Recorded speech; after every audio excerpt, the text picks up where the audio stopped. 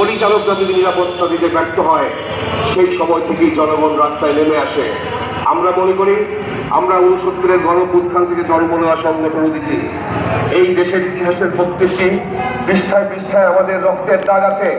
1999 সালে উদীচীর দ্বাদশ জাতীয় সম্মেলন যখন চলছিল যশোরে, সেই যশোরে হামলা করে বোমা মেরে আমাদের 9 জন শিল্পী কর্মীকে হত্যা করা হয়েছিল। আমরা দেখেছি এরপরে সারা দেশে জঙ্গিরা সারা দেশে সিরিজ বোমা হামলা করেছে, বিভিন্ন মসজিদ মন্দির বিভিন্ন প্রতিষ্ঠানে হামলা করেছে।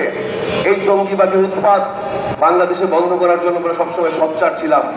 আমরা দেখেছি 2005 সালে আমাদের নেত্রকোনা উদীচী অফিসের সামনে বোমা ফেলে আমাদের অনেক শিল্পী বন্ধুকে হত্যা করা হয়েছে। আর সর্বশেষ দেখলাম আমরা ছায়ানটের মধ্যে একটি প্রতিষ্ঠানে যেখানে ছাত্রছাত্রীরা শিক্ষা গ্রহণ করে হামলা করেছে। আমরা অনুমান করছিলাম যে সংস্কৃতি অঙ্গনের কেউ বাঁচবে না। আমরা অনুমান করছিলাম যারা সাংবাদিকতা করে তারাও বাঁচবে না।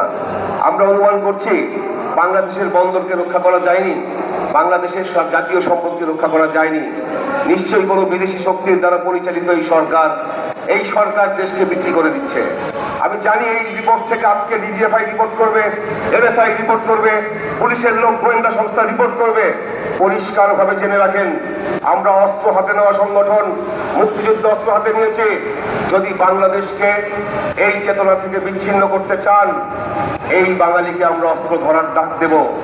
আমরা বলছি স্বাধীনতা সার্বভৌমত্বের প্রশ্নে যদি কোনো হুঙ্কার আসে, আমরা কিন্তু শিল্পী কর্মীরা রাস্তায় থাকবো না, আমরা কিন্তু শিল্পী কর্মীরা ঘরে বসে থাকবো না, আমরা কিন্তু শিল্পী কর্মীরা সারা দেশে ছড়িয়ে যাব। আমাদের সারা দেশে 350 শাখা আছে। এখনো জানেন আপনারা, প্রতিটা জেলায় উপজেলায় আমাদের সংগঠন আছে। আমাদেরকে দুর্বল মনে করার কোনো কারণ নেই। উদীচী কোনো ছোট সংগঠন নয়। হাজার হাজার শিল্পী কর্মী রাস্তায় নেমে আসবে। আর সংস্কৃতি যদি রাস্তায় নেমে আসে, যে কোনো সংস্কৃতি যদি তার লড়াইটা শুরু করে, যে কোনো অপশক্তি পরাস্ত হবে, এটা নিশ্চিত।